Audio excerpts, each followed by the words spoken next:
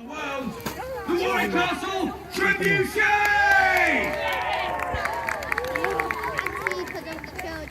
This is Ursa, the bear. And you may notice something rather odd about Ursa in the fact that we have a tractor attached at one end of her. Please don't get too overexcited, we're not going to be launching a tractor from the Trebuchet, okay? Although that would look spectacular, a little bit dangerous, one might think.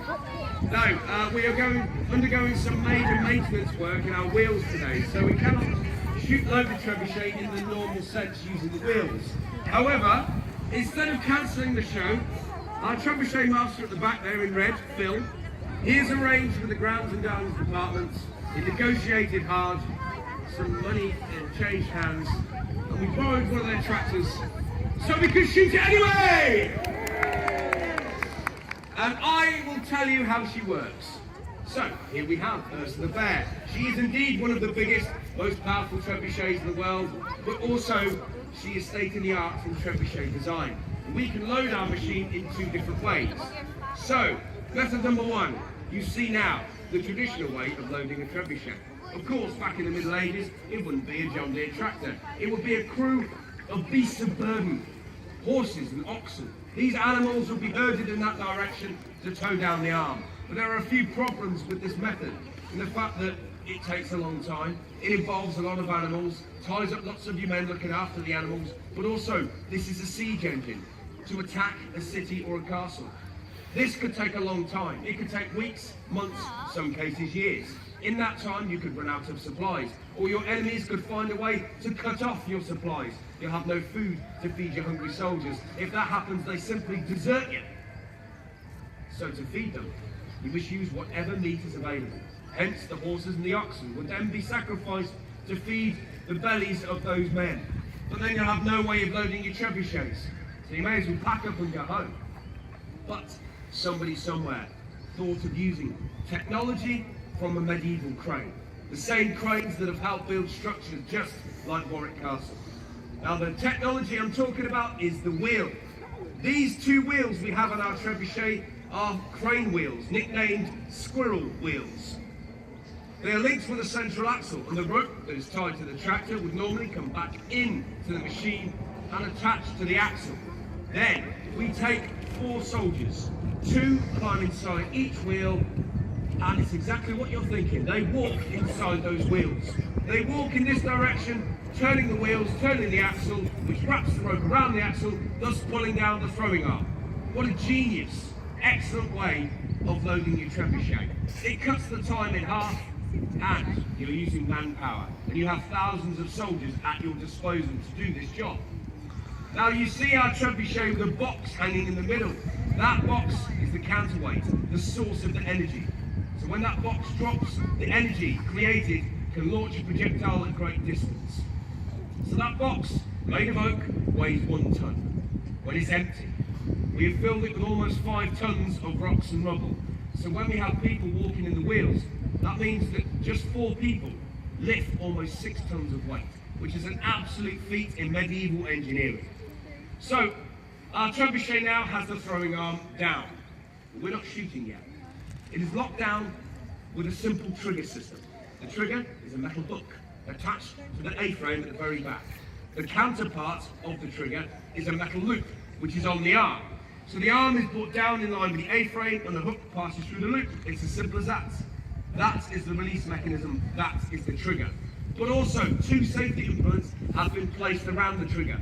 First, a metal pin is pushed underneath the hook to lock it into position. And then a chain led from the base of the trebuchet is hooked to the end of the arm.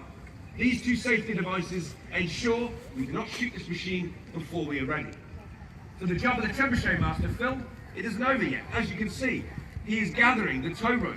He needs to hoist it out of the way, otherwise it will be loose. It will whiplash when we shoot the trebuchet, it could wrap around his neck, and he could be launched downfield. Now we can't have that. But also, when we are using the wheels to load the trebuchet, the winder's job wouldn't be over, because all of the rope used to pull down the throwing arm would be gathered around the axle. If you shoot a trebuchet with its tow rope around the axle, you'll rip its guts out. You'll tear the machine inside out, destroy it, launching the axle out the back, and poor old Phil will be sent launching down the end of the island. Again, we can't have that. Destroying your own trebuchet whilst you're trying to load it is just embarrassing. So, who better than to get the rope off the axle than the people who put it on in the first place, the winders. Unfortunately for them, they have to turn around in the wheels and walk back on themselves, after all of that hard work of lifting 6 tons of weight. Once the rope is off the axle, then you can start to shoot the trebuchet. So this machine has the capability of launching up to 600 meters in that direction. This is with 12 tons of ballast in that box. The only problem is we've got neighbours here, and I'm sure that they don't want the medieval experience of a rock hurtling through their living room window. So we have to limit how much we shoot. But in siege scenario, we must be launching this machine at least once every 6 minutes.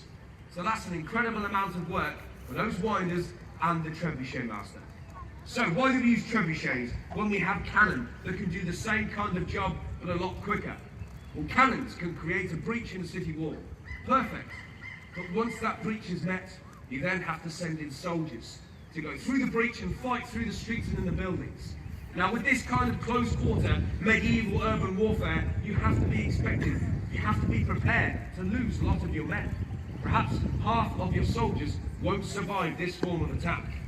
Now, Ursa gives us another option, because not only with trebuchets can we launch projectiles at city walls, we can launch them over the walls, leave the walls standing, and make life for the inhabitants very uncomfortable, so they leave. So what can we throw from the trebuchet of this size? Anything. We can throw rocks, fire, people, dead animals, anything.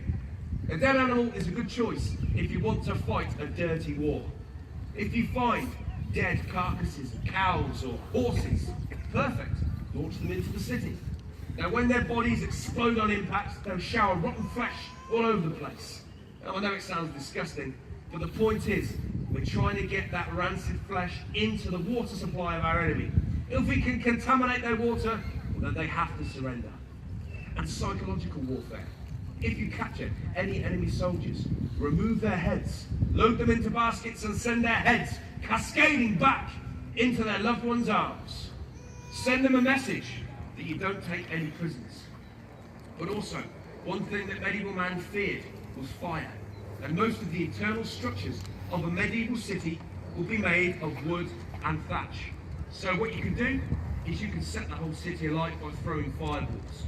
Taking a rock, wrap it in sacking, soaking it in oil, setting it alight. Throwing fireball after fireball, and what you'll do is you'll give your enemy a very simple choice. You surrender or you burn. But to test our trebuchet, we need to launch the age-old projectile, which is a rock. You can bombard city walls to reduce them to rubble, but also you can launch the rocks over the walls and smash down the houses, those wooden and thatched structures I talked about. So this morning, ladies and gentlemen, we'll be launching an 18-kilo rock using slingshot. Trebuchet Master has called the command load. He has one of the crew members loading the rock into the heart of the machine. So it is loaded into the loading trough and into the biggest sling you'll ever see. The sling bag permanently attached to the throwing arm. The ball goes into the sling is wrapped over the ball, then the top rope is hooked to the pin at the end of the arm.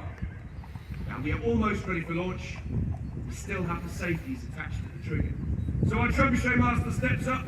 First, he will take off the chain.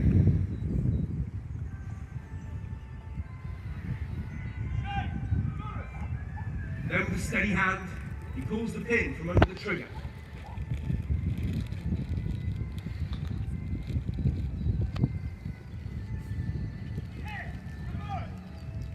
The Trebuchet is now live and ready to launch. Our Trebuchet Master steps off to do his final checks, making sure that all is well on the island. Now this is 22 tons of whirring death, ladies and gentlemen. 22 tons. If this goes wrong, then our Trebuchet Master could be killed. So I think we need to give him some help. So let's give him a countdown from 10. So, ladies and gentlemen, boys and girls, are you ready to count? Excellent. What we'll do, we'll count from 10, and when we reach the end, we'll give him the command, loose, so he can pull the trigger. So here we go. Let's go. 10, 9, 8, 7, 6, 5, 4, 3, 2, 1. We launch! There she goes! Whiplashing and launching that rocket at 150 miles an hour. Incredible! Ladies and gentlemen, the Warwick Castle Trebuchet! What a shot! So, that is not achieved without an awful lot of hard work. He's been in negotiations, he got the tractor, he crewed the machine by himself, so please, fill your lungs. Let's hear a massive cheer for our Trebuchet master, Philip!